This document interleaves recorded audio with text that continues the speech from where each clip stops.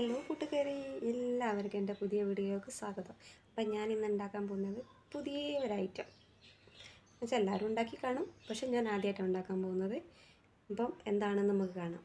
അപ്പോൾ പോവാം നമുക്ക് ഉണ്ടാക്കാൻ. കമോൺ. അപ്പോൾ ഇതാണ് ഞാൻ പറഞ്ഞ സാധനം, പുതിയ വെറൈറ്റി വഴുതന. അപ്പോൾ എല്ലാവരും ഉണ്ടാക്കി കാണും. അപ്പോൾ വഴുതന നീളത്തിനുള്ള വഴുതന എടുത്തിട്ട് അത് നടുകേ കീറണം. നടുകെ ഒരു 3-4 പീസാക്കുക. അപ്പോൾ നമുക്കിത് പീസാക്കിയെടുക്കാം. അപ്പോൾ ഇത് നല്ല രീതിയിൽ ഇതിപ്പോൾ ഒരു 6 പീസിൻ്റെ അടുത്തോളം എനിക്ക് കിട്ടും. എനിക്കിത് 6 പീസിൻ്റെ അടുത്തോളം എനിക്ക് കിട്ടി കേട്ടോ. അതിപ്പോൾ നല്ല രീതിയിൽ. അപ്പോൾ ഇനി നമ്മൾ മീൻ വരിയുന്ന രീതിയിൽ ഈ നടുക്ക് നല്ല രീതിയിൽ വരിഞ്ഞു കൊടുക്കുക. എന്നാലേ നമുക്ക് മസാല കൂട്ടൊക്കെ അതിനകത്ത് പിടിക്കത്തുള്ളൂ. അപ്പോൾ ഞാനിതെല്ലാം ഒന്ന് വരിഞ്ഞിട്ടെ. അപ്പോൾ അത് വരിഞ്ഞു നല്ല രീതിയിൽ അങ്ങോട്ട്, എന്നാലേ നമുക്ക് ആ എരിവും അതിൻ്റെ അതൊക്കെ അപ്പോൾ അവയെല്ലാം ഞാൻ അരിഞ്ഞു ശരിയാക്കി വെച്ചിട്ടുണ്ട്. ഇനി നമുക്കതിനാവശ്യമായുള്ള മസാല റെഡിയാക്കാം. 1 സ്പൂൺ മുളകും പൊടി, നിങ്ങൾ എരിവിനനുസരിച്ച് ഇട്ടാൽ മതി കേട്ടോ. ഒരു ചെറിയ സ്പൂണ് അത് മസാലപ്പൊടി, പിന്നെ പെരുംജീരകത്തിൻ്റെ പൊടി, കുരുമുളക് പൊടി. കുരുമുളക് ആവശ്യത്തിന് ഇട്ടാൽ മതി കേട്ടോ, നിങ്ങൾ എരിവിനനുസരിച്ച് ഇടുക പൊടികളെല്ലാം. പിന്നെ ഇഞ്ചി വെളുത്തുള്ളി പേസ്റ്റും അത് ആവശ്യത്തിന് ഇടുക. ആവശ്യത്തിന് ഇഞ്ചിയും പേസ്റ്റും ഇട്ടതിന് ശേഷം ഉപ്പ് ആവശ്യത്തിന് ഉപ്പിട്ട് ഞാൻ അപ്പം നമ്മൾ മസാലയൊക്കെ കുഴച്ച് റെഡിയാക്കുമ്പോൾ ഉപ്പ് പോരായിട്ടുണ്ടെങ്കിൽ നമുക്ക് വീണ്ടും ഉപ്പിടാം. പിന്നെ ഇച്ചിരി മഞ്ഞൾപ്പൊടി, ഞാൻ മഞ്ഞൾപ്പൊടി ഇടാൻ മറന്നു പോയായിരുന്നേ. പിന്നെ കോൺഫ്ലവർ ഇടാം. ഞാൻ കോൺഫ്ലവർ ഇട്ടില്ല, കാരണം എന്ന് വെച്ചാൽ എൻ്റെ അടുത്ത് കോൺഫ്ലവർ ഇല്ലാത്തതുകൊണ്ട് ഞാൻ ഇട്ടിട്ടില്ല. അപ്പോൾ കോൺഫ്ലവർ വേണ്ടവർക്ക് ഇടാം. ഞാനത് ഇടാതെയാണ് ഉണ്ടാക്കിയത്. അപ്പോൾ നല്ല രീതിയിൽ കുഴച്ചെടുക്കാം നമുക്ക് വന്ന്.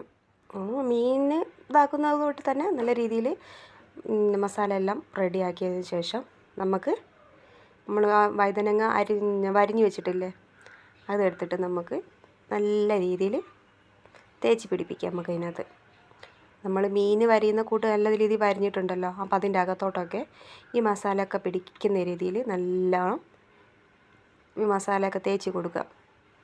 2 വശത്തും തേച്ച് കൊടുക്കണം. നല്ല രീതിയിൽ 2 വശത്തും തേച്ച് പിടിപ്പിച്ചതിന് ശേഷം നമുക്ക് ബാക്കിയുള്ളതിന് അപ്പോൾ അത് ഒന്നും കൂടെ അകത്തോട്ടൊന്ന് അടർത്തി കഴിഞ്ഞാൽ അകത്തോട്ടൊക്കെ തേക്കാൻ പറ്റുന്ന രീതിയിൽ ഇതൊക്കെ തേച്ച് പിടിപ്പിച്ച ശേഷം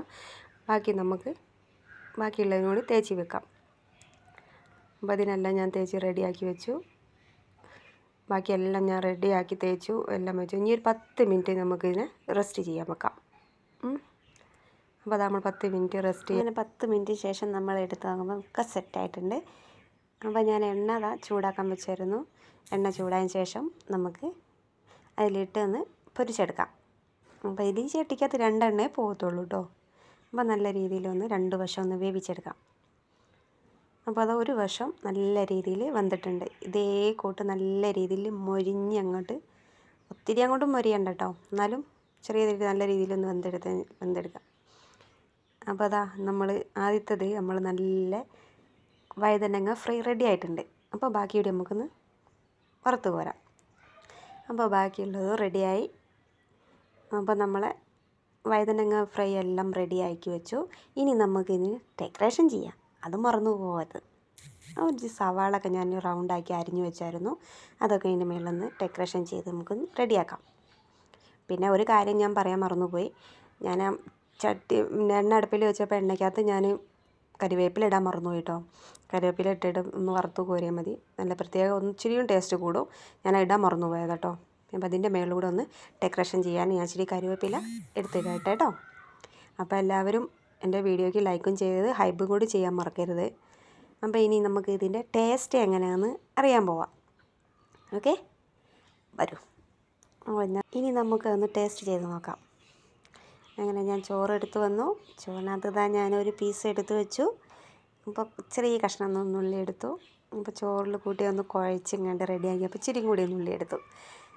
അപ്പോൾ ഒന്ന് കഴിച്ച് നോക്കാമല്ലേ നമുക്ക്. അപ്പോൾ ഒന്ന് കഴിച്ച് വായിക്കകത്ത് ഞാൻ വെച്ചു. എൻ്റെ പൊന്നു മക്കൾ, അതിൻ്റെ ടേസ്റ്റ് എന്നാ ടേസ്റ്റായിരുന്നല്ലോ. എല്ലാവരും ഒന്ന് ട്രൈ ചെയ്ത് നോക്കണേ. അപ്പോൾ അടുത്ത വീഡിയോ കാണുന്നത് വരെ ബൈ ബൈ.